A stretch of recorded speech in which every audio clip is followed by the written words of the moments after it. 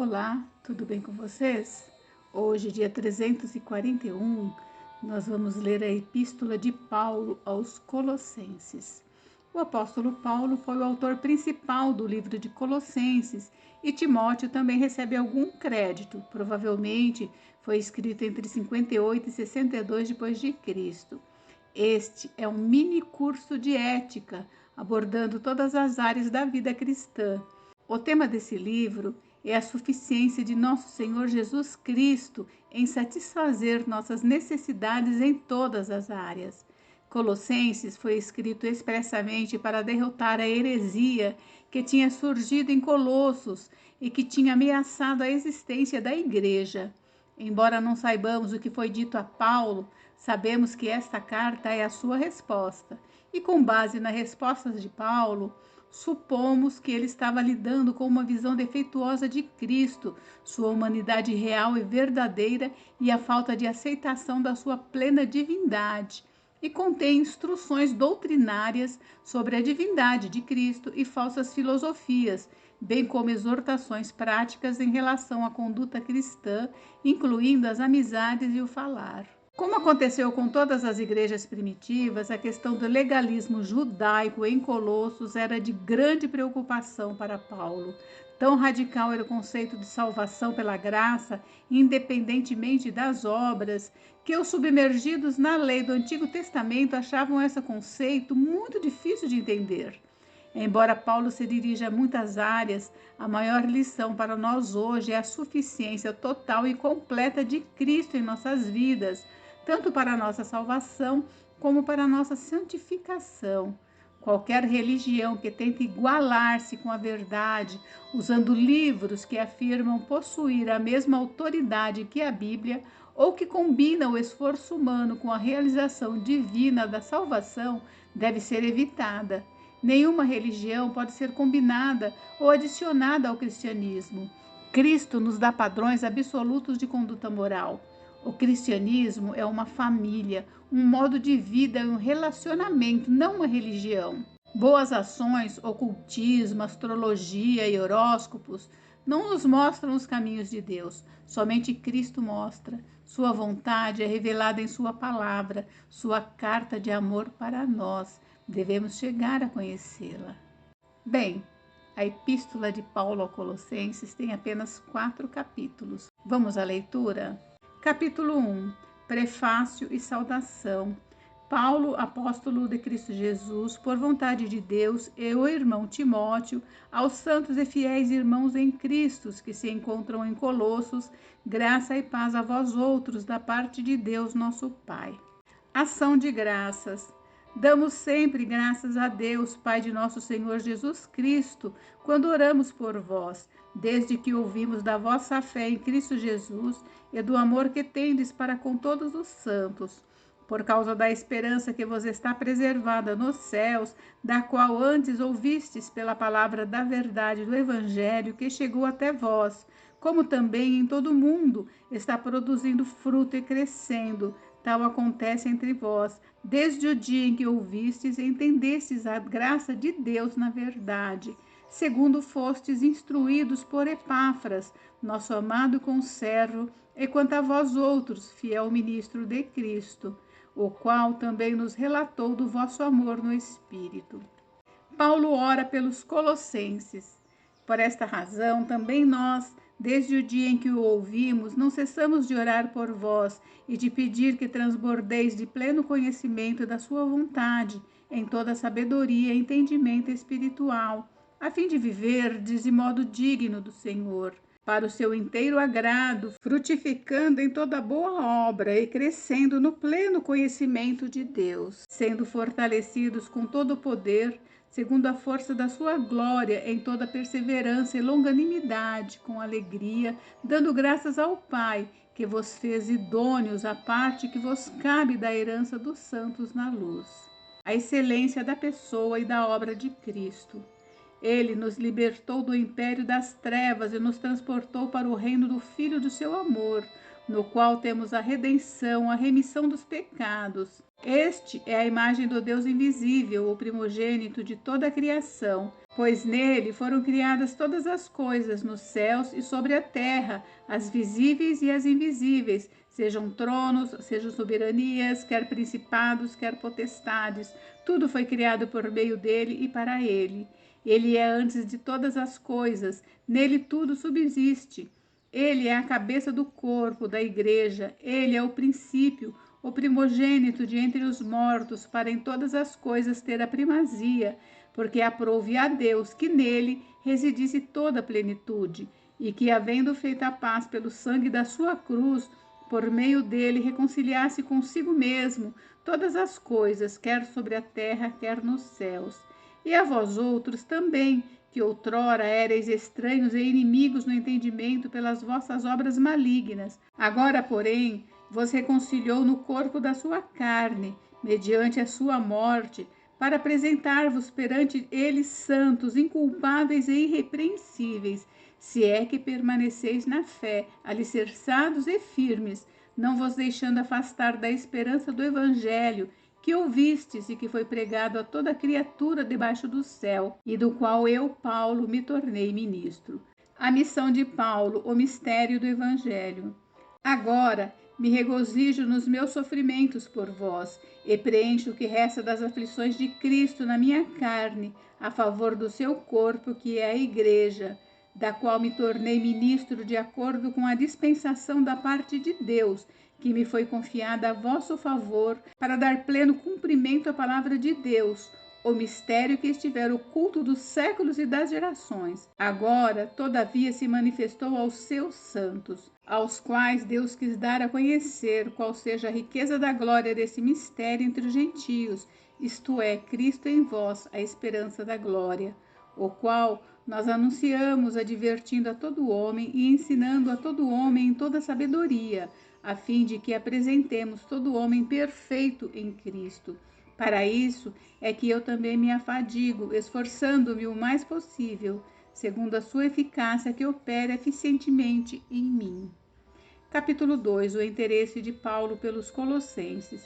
Gostaria, pois, que soubesseis quão grande luta venho mantendo por vós, pelos laodicenses, e por quantos não me viram face a face, para que o coração deles seja confortado e vinculado juntamente em amor, e eles tenham toda a riqueza da forte convicção do entendimento, para compreenderem plenamente o mistério de Deus, Cristo, em quem todos os tesouros da sabedoria e do conhecimento estão ocultos. Assim digo, para que ninguém vos engane com raciocínios falazes. Pois, embora ausente quanto ao corpo, contudo, em espírito, estou convosco, alegrando-me e verificando a vossa boa ordem e a firmeza da vossa fé em Cristo.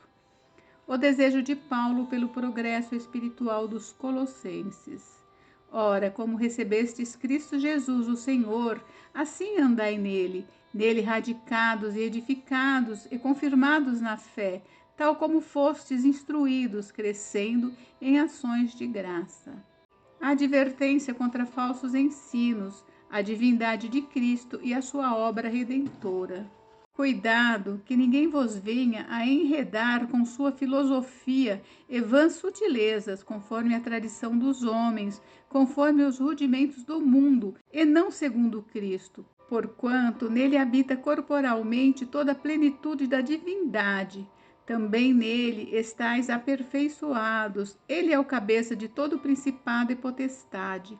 Nele também fostes circuncidados, não por intermédio de mãos, mas no despojamento do corpo da carne, que é a circuncisão de Cristo, tendo sido sepultados juntamente com ele no batismo, no qual igualmente fostes ressuscitados mediante a fé no poder de Deus que o ressuscitou dentre os mortos. E a vós outros que estáveis mortos pelas vossas transgressões e pela incircuncisão da vossa carne, vos deu vida juntamente com ele, perdoando todos os nossos delitos, tendo cancelado o escrito de dívida que era contra nós e que constava de ordenanças, o qual nos era prejudicial, removeu-o inteiramente, encravando-o na cruz. e despojando os principados e as potestades, publicamente os expôs ao desprezo, triunfando deles na cruz. O cerimonialismo, sombra de coisas futuras. Ninguém, pois, vos julgue por causa de comida e bebida, ou dia de festa, ou lua nova, ou sábados, porque tudo isso tem sido sombra das coisas que haviam de vir, porém o corpo é de Cristo. Ninguém se faça árbitro contra vós outros, pretextando humildade e culto dos anjos, baseando-se em visões, enfatuado, sem motivo algum na sua mente carnal, e não retendo a cabeça da qual todo o corpo, suprido e bem vinculado por suas juntas e ligamentos, cresce o crescimento que procede de Deus. A obediência a tais práticas não vence o pecado. Se morrestes com Cristo para os rudimentos do mundo, porque como se vivesseis no mundo, vos sujeitais a ordenanças. Não manuseis isto, não proves aquilo, não toques aquilo outro, segundo os preceitos e doutrinas dos homens. Pois que todas estas coisas com o uso se destroem. Tais coisas, com efeito, têm aparência de sabedoria, como o culto de si mesmo e de falsa humildade, de rigor ascético. Todavia, não tem valor algum contra a sensualidade. Capítulo 3. A união com Cristo glorificado. Portanto, se fostes ressuscitados juntamente com Cristo, buscai as coisas lá do alto, onde Cristo vive, assentado à direita de Deus. Pensai nas coisas lá do alto, não nas que são aqui da terra, porque morrestes e a vossa vida está oculta juntamente com Cristo em Deus. Quando Cristo, que é a nossa vida, se manifestar, então vós também sereis manifestados com Ele em glória. Os resultados dessa união. Os vícios devem ser abandonados. Fazei, pois, morrer a vossa natureza terrena, prostituição, impureza, paixão lasciva, desejo maligno e a avareza, que é a idolatria. Por estas coisas é que vem a ira de Deus sobre os filhos da desobediência. Ora, nessas mesmas coisas andastes vós também no outro tempo, quando vivíeis nelas. Agora, porém, despojai-vos igualmente de tudo isto: ira, indignação, maldade, maledicência, linguagem obscena do vosso falar. Não mentais uns aos outros, uma vez que vos despistes do velho homem com os seus feitos, e vos revestistes do novo homem, que se refaz para o pleno conhecimento, segundo a imagem daquele que o criou, no qual não pode haver grego nem judeu, circuncisão nem incircuncisão, bárbaro, cita, escravo, livre, porém Cristo é tudo em todos. As virtudes devem ser cultivadas. Revesti-vos, pois, como eleitos de Deus, santos e amados, de ternos afetos de misericórdia, de bondade, de humildade, de mansidão, de longanimidade. Suportai-vos uns aos outros, perdoai-vos mutuamente, caso alguém tenha motivo de queixa contra o trem. Assim como o Senhor vos perdoou, assim também perdoai vós. Acima de tudo isto, porém, esteja o amor, que é o vínculo da perfeição. Seja a paz de Cristo árbitro em vosso coração, a qual também fostes chamados em um só corpo, e sede agradecidos. Habite ricamente em vós a palavra de Cristo. Instruí-vos e aconselhai-vos mutuamente em toda a sabedoria, louvando a Deus com salmos e hinos e cânticos espirituais, com gratidão em vosso coração. E tudo o que fizerdes, seja em palavra, seja em ação, fazei-o em nome do Senhor Jesus, dando por ele graças a Deus Pai. Os deveres da família. Esposas, sede submissas ao próprio marido, como convém no Senhor. Maridos, amai vossa esposa e não a trateis com amargura. Filhos, em tudo obedecei a vossos pais, pois fazê-lo é grato diante do Senhor. Pais, não irriteis os vossos filhos, para que não fiquem desanimados. Servos, obedecei em tudo ao vosso Senhor segundo a carne, não servindo apenas sob vigilância, visando tão somente agradar homens, mas em singeleza de coração, temendo ao Senhor. Tudo quanto fizerdes, fazei-o de todo o coração, como para o Senhor e não para homens, cientes de que recebereis do Senhor a recompensa da herança. A Cristo, o Senhor, é que estais servindo, pois aquele que faz injustiça receberá em troco a injustiça feita, e nisto não há acepção de pessoas. Capítulo 4. Senhores, tratai os servos com justiça e com equidade, certos de que também vós tendes Senhor no céu. A oração e a prudência. Perseverai na oração, vigiando com ações de graças. Suplicai ao mesmo tempo também por nós, para que Deus nos abra a porta à palavra, a fim de falarmos do mistério de Cristo, pelo qual também estou algemado, para que eu o manifeste como devo fazer. Portai-vos com sabedoria para com os que são de fora, aproveitai as oportunidades. A vossa palavra seja sempre agradável, temperada com sal, para saberdes como deveis responder a cada um. Tíquico e Onésimo. Quanto à minha situação, Tíquico, irmão amado e fiel ministro e conservo no Senhor, de tudo vos informará. Eu vou-lo envio com o expresso propósito de vos dar conhecimento da nossa situação e de alentar o vosso coração. Em sua companhia vos envio Onésimo, o fiel e amado irmão que é do vosso meio.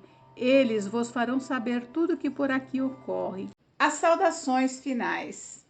Saúda-vos Aristarco, prisioneiro comigo, e Marcos, primo de Barnabé, sobre quem recebestes instruções. Se ele for ter convosco, acolhei-o. E Jesus, conhecido por justo, os quais são os únicos da circuncisão que cooperam pessoalmente comigo pelo reino de Deus. Eles têm sido meu lenitivo. Saúda-vos Epáfras, que é dentre vós, servo de Cristo Jesus, o qual se esforça sobremaneira, continuamente por vós nas orações, para que vos conserveis perfeitos e plenamente convictos em toda a vontade de Deus. E dele dou testemunho de que muito se preocupa por vós, pelos de Laodiceia e pelos de Hierápolis. Saúda-vos Lucas, o médico amado, e também Demas. Saudai os irmãos de Laodiceia e Ninfa, e a igreja que ela hospeda em sua casa. Eu, uma vez lida esta epístola perante vós, providenciai, porque seja também lida na igreja dos laodicenses, e a dos de Laodiceia, lede-a igualmente perante vós. Também dizei a Arquipo, atenta para o ministério que recebeste no Senhor, para o cumprires. Saudação pessoal, a bênção. A saudação é de próprio punho, Paulo. Lembrai-vos das minhas algemas, a graça esteja convosco. Gente, encerramos por hoje, mas amanhã nós vamos ler a primeira epístola de Paulo aos Tessalonicenses. Fiquem com Deus, Deus abençoe vocês. Até amanhã. Beijos, beijos.